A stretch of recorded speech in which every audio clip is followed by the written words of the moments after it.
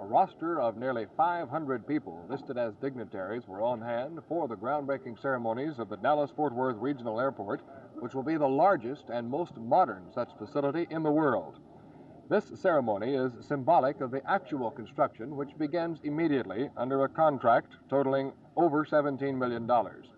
Construction of the airport itself will cost $285 million, with about another $100 million added for financing costs and buying the nearly 19,000 acres of land. It is fitting the Air Age theme here.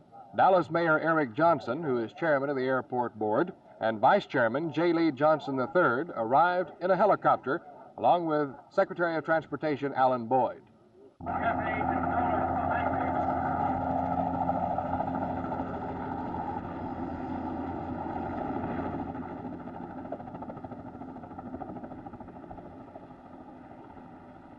In the stiff south wind here on the site, the ceremonies were held to very brief ones.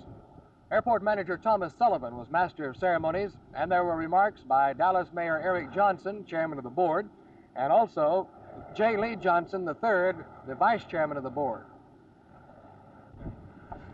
The actual groundbreaking was preceded by the release of 4 helium-filled balloons.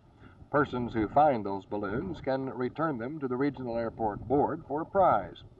The groundbreaking itself was done with 4 bulldozers, one representing Dallas, one representing Fort Worth, one representing the cities in between, and one representing the Regional Airport Board itself.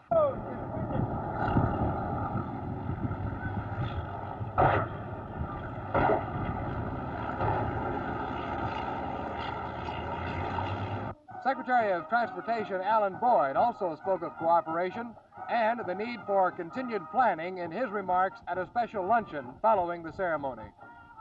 I'm convinced that 2 communities which have resolved so many problems and then gone ahead to join together in an effort of such proportions can only succeed. We in the federal government support you. We've worked with you in the past and we will in the future, and we've put some of your federal money on the line to assist. We have every confidence the Dallas-Fort Worth Regional Airport will be one of the greatest airports in the world, as it should. I congratulate you. Thank you. The formalities are now all out of the way, and the contractor, Holloway Construction Company, can begin moving this ground for some real work to actually get construction started on what will be the most modern airport facility in the world, right here in the Dallas-Fort Worth regional area. This is Rosser McDonald, Channel 8 News.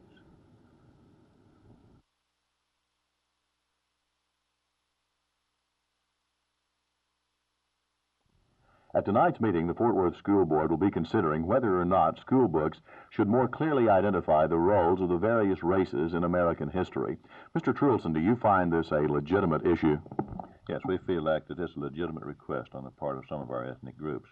As a matter of fact, we're now working on plans to correct this. Among the many things we are doing and are presenting to our board tonight to see if they agree with our philosophy is we have had a workshop with our teachers who teach American history in grade 8 and in grade 11. And it was called a much from many workshop. In this, we have worked on the attitude, viewpoint, and things that have happened. We're also preparing a biography of 52 outstanding persons, a biographical sketch of each of these people, a bibliography, and suggestions for using the information on these individuals. We also are developing a resource guide. Do you feel that the books that are now being used actually ignore the other races, or do they just fail to mention them specifically?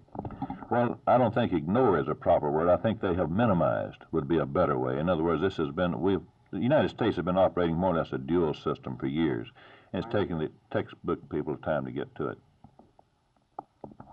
The matter will come up, if indeed it is resolved, it will be put into effect shortly after the 1st of next year. From Fort Worth, this is Jerry Taft, Channel 8 News.